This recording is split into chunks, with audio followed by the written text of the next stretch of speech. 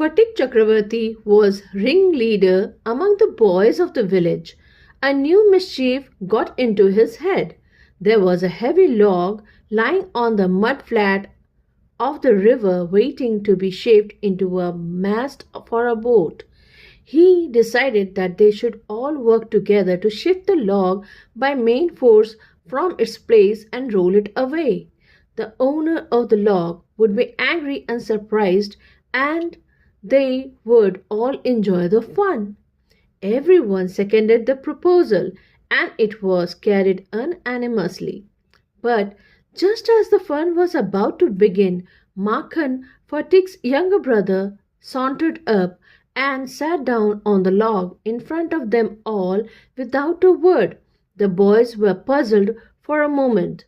He was pushed rather timidly by one of the boys and told to get up, but he remained quite unconcerned. He appeared like a young philosopher meditating on the futility of games.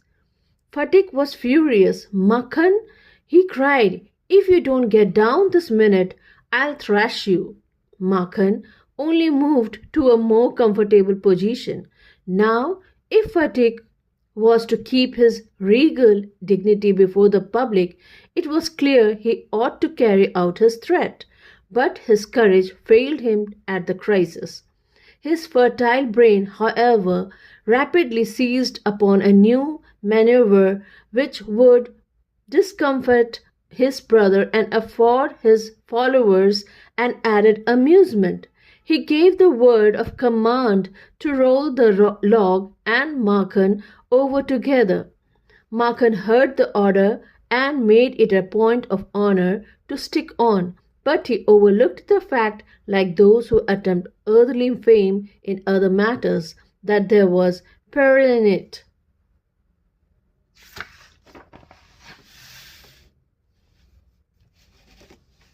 The boys began to heave at the log with all their might, calling out, 1, 2, 3, go! At the word go, the log went, and with it went Makhan's philosophy, glory, and all. All the other boys shouted themselves hoarse with delight, but Fatik was a little frightened. He knew what was coming, and sure enough, Makhan rose from Mother Earth, blind as fate and screaming like the Furies. He rushed at Fatik and scratched his face and bait him and kicked him and then went crying home. The first act of the drama was over. Fatik wiped his face and sat down on the edge of a sunken barge on the river bank and began to chew a piece of grass. A boat came up to the landing, and a middle-aged man with grey hair and dark moustache stepped on shore. He saw the boy sitting there doing nothing and asked him where the Chakravartis lived. Fatik went on chewing the grass and said, over there, but it was quite impossible to tell where he pointed. The stranger asked him again. He swung his legs to and fro on the side of the barge and said, go and find out, and continued to chew the grass as before. But now a servant came down from the house and told Fatik his mother wanted him. Fatik refused to move, but the servant was the master on this occasion. He took Fatik up roughly and carried him, kicking and struggling in impotent rage. When Fatik came into the house, his mother saw him. She called out angrily, so you have been hitting Makhan again? Fatik answered indignantly, no, I haven't. Who told you that? His mother shouted, don't tell lies. You have. Fatik said suddenly, I tell you, I haven't. You asked Makhan, but Makhan thought it best to stick to his previous statement. He said, yes, mother, Fatik did hit me. Fatik's patience was already exhausted. He could not bear his injustice. He rushed at Makhan and hammered him with blows. Take that, he cried, and that for telling lies. His mother took Makhan's side in a moment and pulled Fatik away, beating him with her hands. When Fatik pushed her aside, she shouted out, "What, you little villain! Would you hit your own mother?" It was just at this critical juncture that the grey haired stranger arrived. He asked what was the matter. Fatik looked sheepish and ashamed, but when his mother stepped back and looked at the stranger, her anger was changed to surprise, for she recognized her brother and cried, "Why, Dada, where have you come from?" As she said these words, she bowed to the ground and touched his feet. Her brothers had gone away soon after she had married, and he had started business in Bombay. His sister has lost her husband while he was in Bombay. Bishambar had now came back to Calcutta and had at once made inquiries about his sister. He had then hastened to see her as soon as he found out where she was. The next few days were full of rejoicing. The brother asked after the education of the two boys. He was told by his sister that Fatik was a perpetual nuisance. He was lazy, disobedient, and wild, but Makhan was as good as gold, as quiet as a lamb, and very fond of reading. Bishamber kindly offered to take Fatik off his sister's hands and educate him with his own children in Calcutta. The widowed mother readily agreed. When his uncle asked Fatik if he would like to go to Calcutta with him, his joy knew no bounds, and he said, "Oh yes, uncle," in a way that made it quite clear that he meant it. It was an immense relief to the mother to get rid of Fatik.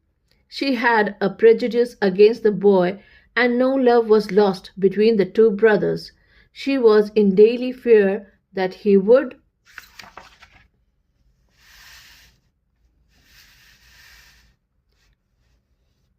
either drown Makhan some day in the river or break his head in a fight, or run him into some danger or other. At the same time, she was somewhat distressed to see Fatik's extreme eagerness to get away. Fatik, as soon as all was settled, kept asking his uncle every minute when they were to start. He was on pins and needles all day long with excitement and lay awake most of the night. He bequeathed to Makhan in perpetuity his fishing rod, his big kite, and his marbles. Indeed, at this time of departure, his generosity towards Makhan was unbounded. When they reached Calcutta, Fatik made the acquaintance of his aunt for the first time. She was by no means pleased with this unnecessary addition to her family. She found her own three boys quite enough to manage without taking anyone else, and to bring a village lad of 14 into their midst was terribly upsetting. Bishamber should really have thought twice before committing such an indiscretion. In this world of human affairs, there is no worse nuisance than a boy at the age of 14. He is neither ornamental nor useful. It is impossible to shower affection on him as on a little boy, and he is always getting in the way. If he talks with a childish lisp, he is called a baby, and if he answers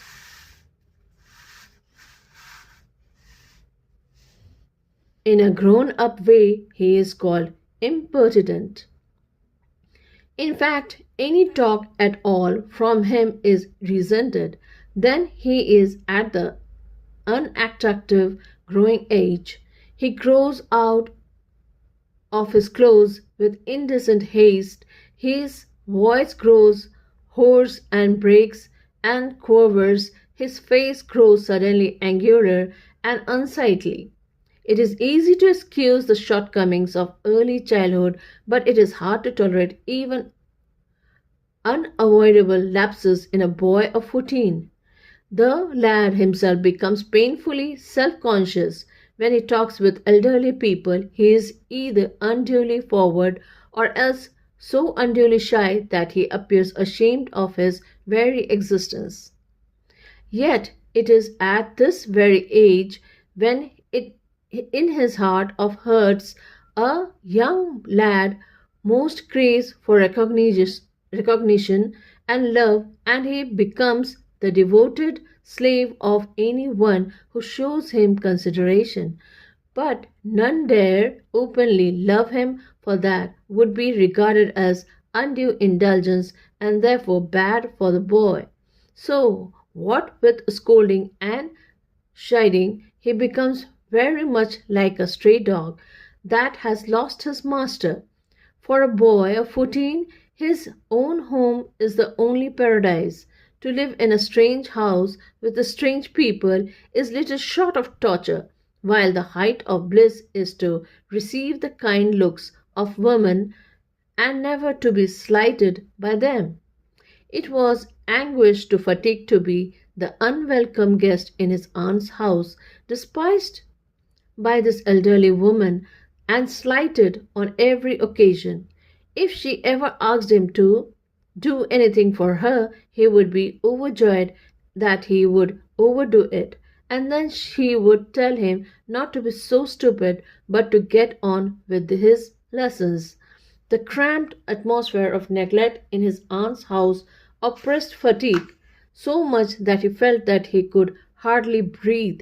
He wanted to go out into the open country and fill his lungs and breathe freely. But there was no open country to go to. Surrounded on all sides by Calcutta houses and walls, he would dream night after night of his village home and long to be back there. He remembered the glorious meadow where he used to fly his kite all day long, the broad river banks where he would wander about the livelong day singing and shouting for joy, the narrow brook where he could go and dive and swim at any time he liked. He thought of his band of boy companions over whom he was despot, and above all the memory of that tyrant mother of his who had such a prejudice against him occupied him day and night. A kind of physical love like that of animals, a longing to be in the presence of the one who is loved, an inexpressible wistfulness during absence, a silent cry of the inmost heart for the mother, like the lowing of a calf in the twilight. This love, which was almost an animal instinct, agitated the shy, nervous, lean, uncouth, and ugly boy. No one could understand it, but it preyed upon his mind continually. There was no more backward boy in the whole school than Fatigue. He gasped and remained silent when the teacher asked him a question, and like an overladen ass patiently suffered all the blows that came down on his back. When other boys were out at play, stood he stood wistfully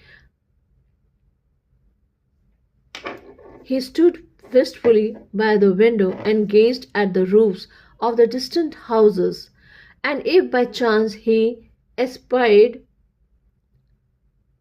children playing on the open terrace of any roof, his heart would ache with longing. One day he summoned up all his courage and asked his uncle, "Uncle, when can I go home?" His uncle answered, "Wait till the holidays come."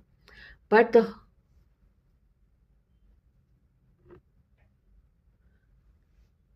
But the holidays would come till November, and there was a long time still to wait. One day Fatigue lost his lesson book. Even with the help of books, he had found it very difficult indeed to prepare his lesson. Now it was impossible. Day after day the teacher would cane him unmercifully. His condition became so abjectly miserable that even his cousins were ashamed to own him. They began to jeer and insult him more than the other boys. He went to his aunt at last and told that he had lost his book. His aunt pursued her lips in contempt, and said, "You great clumsy country lord, how I afford with all my family to buy you new books 5 times a month." That night, on his way back from school, Fatigue had a bad headache with a fit of shivering. He felt he was going to have an attack of malarial fever. His one great fear was that he would be a nuisance to his aunt. The next morning, Fatigue was nowhere to be seen. All searches in the neighborhood proved futile. The rain had been pouring in torrents all night, and those who went out in search of the boy got drenched to the skin. At last, Bishamber asked help from the police. At the end of the day, a police van stopped at the door before the house. It was still raining, and the streets were all flooded. Two constables brought out Two constables brought out Fatigue